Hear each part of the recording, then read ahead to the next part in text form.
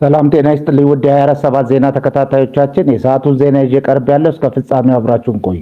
የምንለቃቸው መረጃዎች እንዲደርሳችሁ ላይክ፣ ሼር እና ሰብስክራይብ ማድረጋችሁ እንዳትረሱ በማለት ወደ ዜናው አለፍ። የኢትዮጵያ መንግስት የነዳጅ እጥረትን ለመቀነስ የተወሰኑ ሰራተኞች ዓመታዊ እረፍት እንዲወጡ አዘዘ። በመካከለኛው ምስራቅ በተከሰተው ጦርነት ሳቢያ በዓለም አቀፍ ደረጃ የገጠመውን የኃይል አቅርቦት ቀውስ ተከትሎ የኢትዮጵያ መንግስት በአገሪቱ የታየውን ከፍተኛ የነዳጅ እጥረት ለመቋቋም አዲስ መመሪያ አስተላለፈ። በዚህም መሰረት ሁሉም የመንግስት ተቋማትና የልማት ድርጅቶች መገኘታቸው የግድ አስፈላጊ ያልሆኑ ሰራተኞቻቸውን ወደ ዓመታዊ እረፍት እንዲወጡ ትዕዛዝ ተሰጥቷል። ይህ ውሳኔ የተላለፈው በተለይም የናፍጣ አቅርቦት በመጥፋቱ ምክንያት በትራንስፖርት ዘርፍ ላይ የተጋረጠውን ከፍተኛ ጫና ለመቀነስ ታስቦ ነው። እንደ ኢትዮ ኢንጂነሪንግ ግሩፕ ያሉ ተቋማት መመሪያውን ተግባራዊ ማድረግ የጀመሩ ሲሆን ቁልፍ ስራ ላይ የሌሉ ሰራተኞች ወደ ቢሮ ከመምጣት ይልቅ ዓመታዊ ረፍታቸውን እንዲጠቀሙና የግል ትራንስፖርትን እንዲያዘወትሩ አሳስበዋል።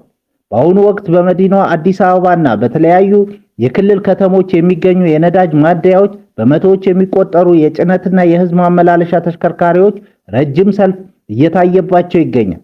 መንግስት ላለፉት ጥቂት ሳምንታት የነዳጅ ቁጠባ እንዲደረግ ጥሪ ሲያቀርብ የቆየ ሲሆን እንደ ቢሾፍቱ ዓለም አቀፍ አውሮፕላን ማረፊያ ላሉ ግዙፍ ብሔራዊ ፕሮጀክቶች ቅድሚያ እንደሚሰጥ አስታውቋል። ኢትዮጵያ ለነዳጅ ገቢ ምርት የምታወጣው ወጪ ከጠቅላላ የገቢ ንግድ ሂሳቧ 20% የሚሆነውን የሚሸፍን በመሆኑ ወቅታዊው ቀውስ በአገሪቱ የኢኮኖሚ ላይ ተጨማሪ ጫና እየፈጠረ ይገኛል።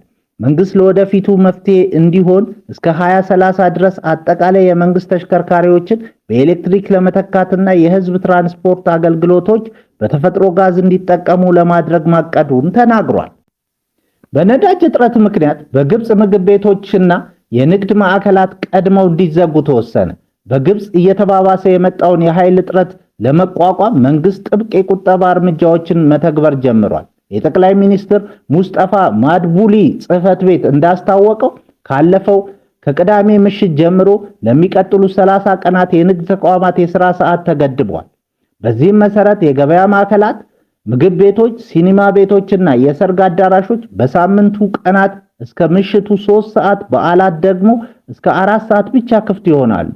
በተጨማሪም የመንገድ ላይ መብራቶች እንዲቀንሱ፣ የማስታወቂያ ሰሌዳዎች ብርሃን በግማሽ እንዲቀንሱና ለመንግስት ተሽከርካሪዎች የሚመደበው ነዳጅ በ30 በመቶ እንዲቀንስ ታዟል። ከመጪው ሚያዝያ 5 ጀምሮ የመንግስትና የግል ዘርፍ ሰራተኞች በሳምንት አንድ ቀን እሁድ ከቤታቸው ሆነው እንዲሰሩ ተወስኗል። እነዚህ እርምጃዎች ከፍተኛ የናፍጣ ፍጆታ ያላቸውን ብሔራዊ ፕሮጀክቶች ፍጥነት በመቀነስ የኃይል አጠቃቀምን ለማመጣጠን ያለሙ ናቸው። አሜሪካ በእግረኛ ወታደሮች በኢራን የምድር ዘመቻ ለማድረግ እየተንቀሳቀሰች ነው። እቅድም እያዘጋጀች ነው። ለዚህም በሺዎች የሚቆጠሩ የአሜሪካ ወታደሮች ኢራን ሊገቡ እየተዘጋጁ ነው የሚሉ መረጃዎች ተሰራጭተዋል። የኢራን ምክር ቤት አፈ ጉባኤ መሐመድ ባገር ቃሊባፍ በሰጡት መግለጫ ደግሞ ጠላት በአደባባይ ስለ ድርድር እያወራ በሚስጥር ግን የምድር ወረራ እያቀደ ነው። እኛ ግን የአሜሪካ ወታደሮች መሬታችንን እስኪረግጡ በጉጉት እየጠበቅን ነው። መተው በእሳት እንዲነዱና እንዲቃጠሉ እናደርጋቸዋለን ሲሉ ዝተዋል። ይህንን ተከትሎ የነዳጅ ዋጋ ጨምሯል። በአንድ በርሜል የብሬንት ድፍድፍ ነዳጅ ዋጋ $115.7 ገብቷል። በአሜሪካው ዌስት ቴክሳስ ኢንተርሚዲየት ደግሞ አንድ በርሜል ድፍድፍ ነዳጅ ዋጋ $102 ደርሷል። ሁኔታዎች በዚህ ከቀጠሉና እስከ ሰኔ የሚቀየር ነገር ከሌለ አንድ በርሜል ብሬንት ድፍድፍ ነዳጅ $200 ሊደርስ እንደሚችል የዘርፉ ባለሙያዎች ገልጸዋል። በሄይቲ የታጠቁ ቡድኖች በፈጸሙት ጥቃት ሰላማዊ ሰዎች ሞቱ። በሄይቲ አርትቦኒት ግዛት ግራን ግሪፍ የተሰኘ አደገኛ የታጠቀ ቡድን በፔቲት ሪቬሪ ከተማ በከፈተው ጥቃት የሰላማዊ ሰዎች ሞት ተከሰተ።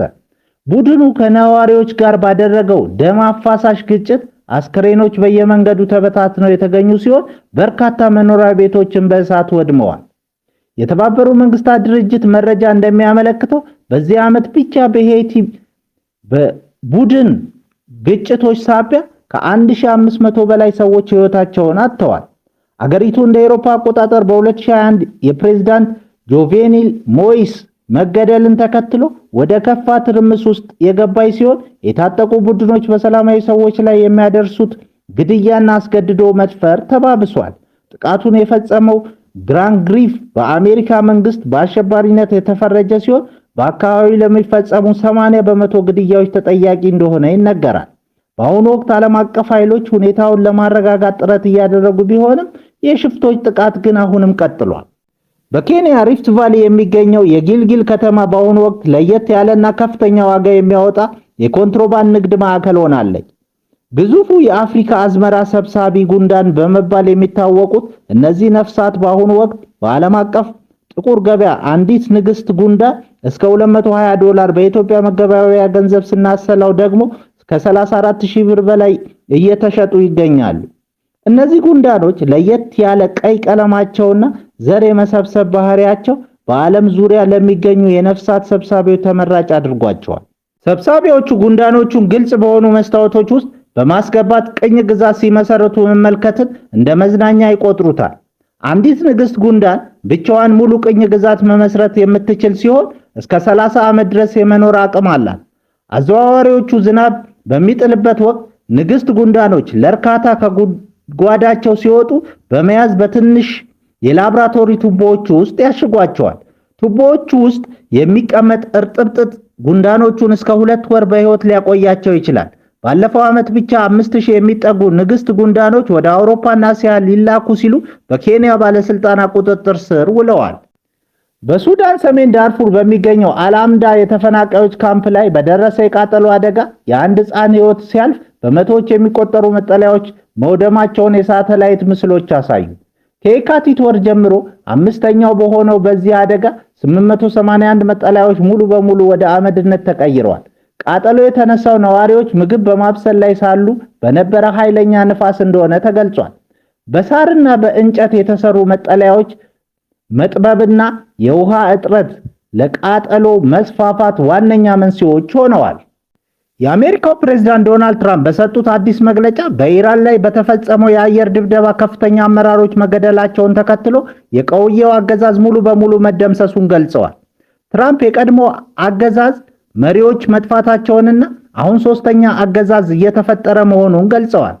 አሜሪካ የኢራን የነዳጅ ማዕከል የሆነችውን የሃርግ ደሴት በቀላሉ መቆጣጠር እንደምትችል ማስጠንቀቂያ ሰጥተዋል።